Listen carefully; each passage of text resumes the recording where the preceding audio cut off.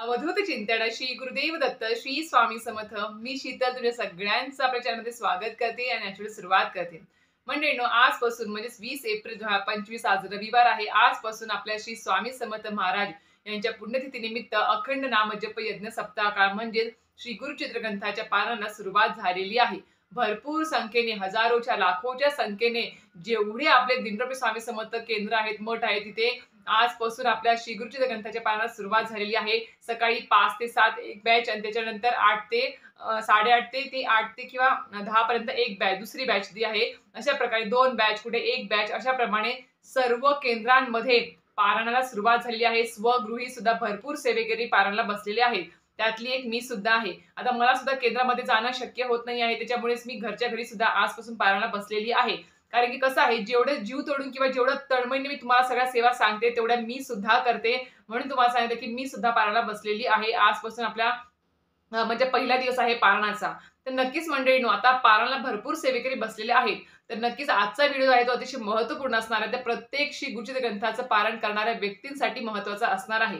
आता आपण पारणाला सुरुवात तर केली आहे, पण नक्कीच या सुरुवातीच्या 3 ते 4 दिवसामध्ये, सप्ताहाच्या 3 ते 4 दिवसामध्ये जे कोणी श्री गुरुचित्र ग्रंथाच्या पारायणाला बसले आहेत किंवा प्रहर सेवेला आहेत, नक्कीच त्यांना अंगावर शहारे येण्यासारखे अनुभव येऊ शकतात. अशा काही गोष्टी घडतील तुमच्या आयुष्य म्हणजे या 3 ते 4 दिवसामध्ये की तुम्ही विचार सुद्धा केला नसेल, अशा प्रकारे तुम्हाला अनुभव येणार आहेत. अनुभव येणार आहेत तुम्हाला. तर ते अनुभव काय काय असू शकतात आणि जरी तुमच्या सोबत त्या गोष्टी या 3 ते 4 दिवसामध्ये घडल्या, तरी सुद्धा तुम्हाला तुमचं पारायण सोडायचं नाही आहे. अशा प्रकारच्या गोष्टी असणार आहेत. तर नक्कीच तुम्हाला त्या गोष्टी जाणून घ्यायची इच्छा असेलच तर नक्कीच व्हिडिओ पूर्ण बघा, स्किप न करता बघा, जेणेकरून तुम्हाला संपूर्ण माहिती व्यवस्थित कळेल. चला तर व्हिडिओला सुरुवात करूया. तर मंडळींनो, आजपासून आपल्या सप्ताहाला सुरुवात झाली आहे. भरपूर अक्षरशः मी तुम्हाला एक फोटो पिप करेल, हजारोच्या संख्येने, लाखोच्या संख्येने केंद्रामध्ये, मठामध्ये पारायणाला बसले आहेत. घरी स्वगृही बसलेले तर वेगळेच, त्यांची तर संख्या काउंटिंग मध्ये नसेलच. ते सुद्धा जे स्वगृही बसलेले आहेत पारणासाठी, त्यांची पण संख्या भरपूर प्रमाणामध्ये आहे. तर विचार करा, एकदाच एकाच टायमिंगला सामूहिकरित्या केंद्रामध्ये ही सेवा रुजू होणे, त्याचबरोबर प्रहर सेवा अखंडपणे चालू असणे, म्हणजे हा जो काळ असतो ना, अक्षरशः म्हणतात ना, किंवा जास्तीत जास्त पुण्य कमवण्याचा हा काळ आहे. त्यामुळे नक्कीच मी सांगेल, ज्यांना कोणाला श्री गुरुचित्र ग्रंथाच्या पारायणाला बसणं शक्य नाही झालं आहे, त्यांनी प्रहर सेवेमध्ये सहभाग घ्या किंवा यज्ञ याग असतो रोज. सकाळची आपली नैवेद्य आरती झाली 10:30ची, त्याच्यानंतर यज्ञ याग सुरू होतो. रोज एक विशिष्ट प्रकारची यज्ञ चालू असतात, म्हणजे गणेश याग असेल, गीता याग असेल, स्वामी याग असेल, नंतर चंडी याग आहे, रुद्र याग आहे. अशा प्रकारचे भरपूर याग आपल्या 7 दिवसामध्ये केंद्रामध्ये होत असतात. म्हणजे स्वाहाकार, यज्ञ पेटवून स्वाहाकार केला जातो, ते पठण करून. तर नक्कीच त्याच्यामध्ये सहभाग घ्या. नंतर इतर ज्या सेवा असतात, नंतर अब्जचंडीची सेवा आपल्या केंद्रामध्ये होत असते. तर अब्जचंडीची सेवा सुद्धा आपल्या केंद्रामध्ये चालू असते या 7 दिवसामध्ये. अब्जचंडीची सेवा म्हणजेच काय, तर आपल्याला केंद्रामध्ये बसून, तुम्ही जिथे गाभारा असतो त्या गाभाऱ्यामध्ये बसून स्वतः श्री स्वामी समर्थांची भरपूर जेवढे होईल तेवढ्या संख्येत तुम्हाला माळी जप करायचे आहेत. 99 मंत्र, महामृत्युंजय मंत्र आहे, नंतर तुम्हाला गायत्री मंत्र आहे, नंतर तुम्ही श्री दुर्गा सप्तती ग्रंथाचे पाठ तिथे बसून करू शकता. स्वामीचे ते सारनाथाचे पाठ तिथे बसून करू शकता. अशा प्रकारे तुम्ही तिथे जी सेवा गाभाऱ्यात बसून करणार आहात, यापैकी त्या सेवेची नोंदणी तिथे एक म्हणजे तिथे एक चित्रगुप्तची वही म्हणून एक वही असते सप्ताहाच्या काळामध्ये. त्या सप्ताहाच्या काळामध्ये तुम्ही जी काही गाभाऱ्यातून सेवा करत आहात, ती सगळी सेवा, त्याच्यामध्ये तुमचं नाव, मोबाईल नंबर आणि ती जी काही सेवा केली आहे, जेवढ्या प्रमाणात, जेवढ्या संख्येने ती लिहायची असते. आणि ती जी चित्रगुप्त वही आहे ती आपल्या गुरुमाऊलींपर्यंत जात असते. अब्जचंडी सेवेमध्ये तुमचा तेवढा सहभाग नोंदवलेला असतो. तर अशा प्रकारे ती सुद्धा तुम्ही सेवा करू शकता. त्याचबरोबर जे कोणी यागाला बसले आहे, पारायणाला बसले आहेत, आता ज्यांना वाचता येत नाही किंवा कुठली सेवा करता येत म्हणजे करायला जमणं शक्य नाही, त्यांनी काय करायचं, सप्ताह काळामध्ये जे पारायणाला बसतात बघा, त्यांनी नक्कीच तिथे जे काही म्हणजे मदत लागते सेवेकऱ्यांची, ती मदत सुद्धा तुम्ही तिथे जाऊन करू शकता. त्याचे सुद्धा म्हणजे गाभारा झाडणे असेल, कचरा एका ठिकाणी लावणे असेल, किंवा आरतीच्या वेळेस सगळ्यांना फुलं वाटप करणे असेल, चप्पल स्टँड लावणे असेल, स्वच्छता राखणे असेल, सगळ्यांचं नियोजन करणे असेल, या सुद्धा सेवा खूप मोठ्या प्रमाणामध्ये पुण्यफळ देणाऱ्या असतात. त्यामुळे या सेवेमध्ये सुद्धा तुम्ही सहभाग घेऊ शकता. तर आता मंडळींनो, श्री गुरुचित्र ग्रंथाचं पारायण आज पहिला दिवस आहे. आज भरपूर जणांना काही काही अनुभव नक्कीच आले असतील वाचताना. त्याचबरोबर आता उद्या दुसरा, तिसरा, चौथा असं म्हणतात की पहिल्याच्या 3 ते 4 दिवसामध्ये ज्यावेळेस आपण पारायणाला बसतो, सुरुवात करतो, त्यावेळेस दत्त महाराज आपली स्वतः खुद्द परीक्षा घेत असतात. कारण की आपण जी काही इच्छा व्यक्त केली असते संकल्पामध्ये, की माझी ही इच्छा पूर्ण होण्यासाठी हे पारायण मी करत आहे, ती इच्छा पूर्ण करून म्हणजे पूर्ण करण्यासाठी तुम्ही त्या योग्यतेचे आहात का? तुम्ही त्या पात्रतेचे आहात का? तुम्ही म्हणतात की मी तुमची स्वामी महाराज सेवा करतो, दत्त महाराज सेवा करतो, तर नक्कीच तुम्ही त्या सेवेसाठी पात्र आहात का? सेवेकरी होण्यासाठी ही सगळी परीक्षा तुमची तिथे असते. कारण की कसं असतं, ज्या वेळेस तुमचे बरोबर काही ना काहीतरी अडथळे, अडचणी या 3 ते 4 दिवसामध्ये, 7 दिवसामध्ये नक्कीच येणार, वाचताना येणार किंवा काही ना काहीतरी अडचणी येणार. पण नक्कीच त्या अडचणी आल्यावर सुद्धा आपल्याला त्याच्यातून मार्ग काढायचा आहे आणि आपली सेवा, आपलं पारायण पूर्ण करायचं आहे. आता काय-काय अडचणी येऊ शकतात? तर मी तुम्हाला स्वतःचा अनुभव शेवटी सांगेल. मला जो आलेला आहे अनुभव, तो खरंच अंगावर शहारे येणारा अनुभव आहे. मी खरंच सांगते, भरपूर लोकांना तो अनुभव आलेला सुद्धा आहे.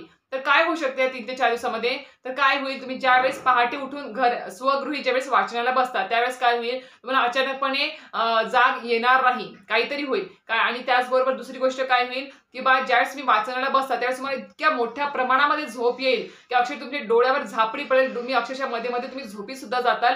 अशा प्रकारच्या गोष्टी होऊ शकतात. तिसरी गोष्ट, तुम्ही अचानकपणे या 3 ते 4 दिवसामध्ये तुम्हाला आजारपण येऊ शकतं. थंडी ताप असेल, हिवताप असेल किंवा काही ना काहीतरी तुम्हाला कंबरदुखी, पाठदुखी, पायदुखी काही ना काही प्रमाणामध्ये तुम्हाला त्रास होऊ शकतो, शारीरिक त्रास होऊ शकतो या 3 ते 4 दिवसामध्ये. त्याचबरोबर अचानकपणे घरामध्ये वादविवाद, भांडण, कटकटी ह्या सुरू होऊ शकतात. ह्या सगळ्या गोष्टी काय होतात, तर या आहे त्या वाईट दृष्ट शक्ती ज्या आपल्या घरामध्ये त्या आहेत, स्थायिक आहेत आणि त्या बाहेर पडण्यासाठीच आपण हे पारायण करत असतो आपल्या स्वगृहीमध्ये, वास्तूमध्ये. म्हणूनच आपल्या वास्तूमध्ये ज्या काही वाईट शक्ती आहेत त्या आपल्यावरती हावी होतात. कारण की आपण एक चांगलं काम करतो आहे, चांगलं पारायणामध्ये सहभाग घेतला आहे आणि ते पारायण केल्याने नक्कीच आपल्या घरातल्या वाईट शक्ती दूर होणार आहे, वास्तू दोष दूर होणार आहे आणि आपल्या आयुष्यातले जे काही पितृदोष असेल किंवा इतर दोष असेल ते सुद्धा दूर होणार आहेत. त्यामुळे नक्कीच या 3 ते 4 दिवसामध्ये, सप्ताह काळामध्ये नक्कीच काही ना काहीतरी तुमच्यामध्ये अडथळे आणण्याचा प्रयत्न होणार आहे म्हणजे आहे. किंवा अचानक काही होईल, तुम्ही वाचायला बसले आहात, अचानक काहीतरी अशी गोष्ट घडेल की तुम्हाला त्या वाचनातून उठावं लागेल अक्षरशः. असं म्हणजे उठावं लागेल. त्यानंतर दुसरी गोष्ट काय होईल, की तुमचं मन भरकटेल. खूप मोठ्या प्रमाणात तुमचं मन भरकटेल, तुमचं लक्षच लागणार नाही. किंवा कधी-कधी असंही वाटेल तुम्हाला, की मी कशाला हे पारायण करायला सुरुवात केली, कशाला मी हे हाती घेतलं, एवढे कडक नियम आहेत, कधी एकदा संपतंय, कधी मी एकदाची उठते आणि कधी मी दुसऱ्या कामाला लागते किंवा काहीतरी करते. असे भरपूर प्रमाणामध्ये मनात निगेटिव्ह विचार यायला सुरुवात होणार आहे या 3 ते 4 दिवसात. म्हणून सांगते, की ही सुरुवातीचे 3 ते 4 दिवस जे आहेत ते आपल्यासाठी अक्षरशः म्हणतात ना, की खूप मोठा कठीण काळ आहे टिकून राहण्यासाठी त्या पारणामध्ये. म्हणून सांगते, की ह्या गोष्टी जर घडल्या, कारण की ह्या गोष्टी माझ्यासोबत पण झालेल्या आहेत. ज्यावेळेस मी या नवीन वास्तूमध्ये आल्यानंतर पहिलं किंवा दुसरंच पारण असेल माझं, त्यावेळेस अक्षरशः म्हणजे अक्षरशः काहीच नाही. कुठे काही वातावरणामध्ये काही म्हणजे काही म्हणतात ना की व्हायरल असेल किंवा फ्लू असेल अशा प्रकारचं म्हणजे किंवा साथ आलेली आहे आजारपणाची, तसं काही सुद्धा नव्हतं. फक्त पहिला दिवस, दुसरे 2 दिवस चांगले गेले. तिसऱ्या दिवशी अचानक म्हणजे मोठ्या प्रमाणामध्ये मला थंडी, ताप भरून आला होता. इतका की मी अक्षरशः 2 ब्लँकेटी घेऊन अक्षरशः स्वेटर घालून जरी झोपले तरी सुद्धा थंडी कमी होत नव्हती. पण काय करायचं, सकाळी उठून वाचायचं तर होतं पहाटे मला पारायण, तरी सुद्धा मी अक्षरशः पूर्ण अंग म्हणतात ना, की शरीर आपलं पूर्ण जखडून मी ते पारायण वाचलंच. अक्षरशः डोळ्यावर झापड्या होता, मनामध्ये डुलका लागायचा, झोप यायची. एवढ्या त्या वाईट शक्तींचा प्रभाव माझ्यावरती होत होता, की अक्षरशः बाई तू उठ तिथून, वाचूच नको, अक्षरशः ते पारायण सोड, अशा प्रकारची कंडिशन माझ्यासमोर आलेली होती. म्हणून सांगते, की मला स्वतःला 100% असा अनुभव आलेला आहे आणि मला माहिती आहे, की काय त्रास होतोय त्या सुरुवातीच्या 3 ते 4 दिवसामध्ये. पण आता कसं आहे, सुरुवातीला ज्यावेळेस आपण ज्या वास्तूमध्ये 2 ते 3 वेळेस, 4 वेळेस ज्यावेळेस पारायण करतो, त्यावेळेस हळूहळू त्या शक्तींचा नाश झालेला असतो. नंतर तुम्हाला असा काही त्रास सुद्धा होणार सुद्धा नाही. मग अक्षरशः तुमचे 7 दिवस खूप चांगले सुद्धा जातील. जर तुमच्या वास्तूमध्ये काही वाईट दोष नसेल किंवा काही प्रारब्धाचे काही तुमचे भोग नसतील जास्त प्रमाणामध्ये, नक्कीच मला काही त्रास सुद्धा होणार नाही या 7 दिवसामध्ये. पण नक्कीच तुम्ही पहिल्यांदा करता आहात, दुसरी, तिसरी वेळ केवढी वेळ असेल, पण नक्कीच काहीतरी वाईट शक्तीचा प्रभाव तुमच्यावर किंवा तुमच्या घरामध्ये असेल, तर नक्कीच तुम्हाला या 7 दिवसात किंवा 2 ते 3 दिवसात सुरुवातीचा त्रास होणार म्हणजे होणार. पण या सगळ्या गोष्टी होत असताना किंवा घरामध्ये भांडण होत आहे, नवरा बायकोमध्ये अचानकपणे वाद होतात का, म्हणतात ना, की खूप आनंदी वातावरण असतं, पण अचानक प्रमाणे काहीतरी वाद होतो, खटका उडतो आणि खूप टोकाला ते भांडण जातं. तर अशा गोष्टी सुद्धा घडू शकतात या 3 ते 4 दिवसामध्ये. पण यावेळेस आपल्याला काय करायचंय, फक्त आणि फक्त मन शांत ठेवायचं आहे. होईल तेवढं कोणालाही प्रतिउत्तर द्यायचं नाही. कोणालाही म्हणजे आपल्यासोबत अशा गोष्टी घडतील, की आपण कुठेतरी काहीतरी अपशब्द वापरावा, कुठेतरी रागिष्ट व्हावं, काहीतरी व्हावं. अशा प्रकारच्या गोष्टी या 3 ते 4 दिवसात नक्कीच आपल्यासोबत होणार. पण नक्कीच आपल्या हातामध्ये काय आहे, फक्त ते म्हणजे कंट्रोल एकच आहे, की मनावर कंट्रोल ठेवणे, रागावर ताबा ठेवणे, चिडचिड न करणे आणि फक्त जास्तीत प्रमाणात दिगंबरा दिगंबरा श्रीपाद वल्लभ दिगंबरा, दिगंबरा दिगंबरा श्रीपाद वल्लभ दिगंबरा किंवा श्री गुरुदेव दत्त, श्री गुरुदेव दत्त मनापासून तुम्ही त्या मनामध्ये त्याचा उच्चार चालू ठेवा. तोंडामध्ये ते स्वयंपाक करताना, काम करताना, अक्षरशः दिवसभरामध्ये वावरताना तुम्ही त्या नाममंत्राचा या 7 दिवसामध्ये जास्तीत जास्त प्रमाणामध्ये तुम्ही जप करत चला. नक्कीच. आणि अजून एक गोष्ट सांगू इच्छिते की या सगळ्या गोष्टी करत असताना आपल्याला पारायण सोडायचं नाही आहे. कितीही अडथळे येऊ दे, कितीही त्रास होऊ दे, काही होऊ दे, पण आपलं पारायण हे पूर्ण करायचंच आहे. तरच तुमची जी काही इच्छा आहे, तुम्ही जी व्यक्त केली आहे या सप्ताह काळामध्ये ती पूर्ण होण्यासाठी तुम्ही ती इच्छा तुमची नक्कीच दत्त महाराज पूर्ण करतील. कारण की कसं असतं, कुठलीही गोष्ट आपल्याला काहीतरी पाहिजे असेल आयुष्यामध्ये, त्यासाठी एक चांगली म्हणतात ना कठीण परीक्षा पार करून जावंच लागतं.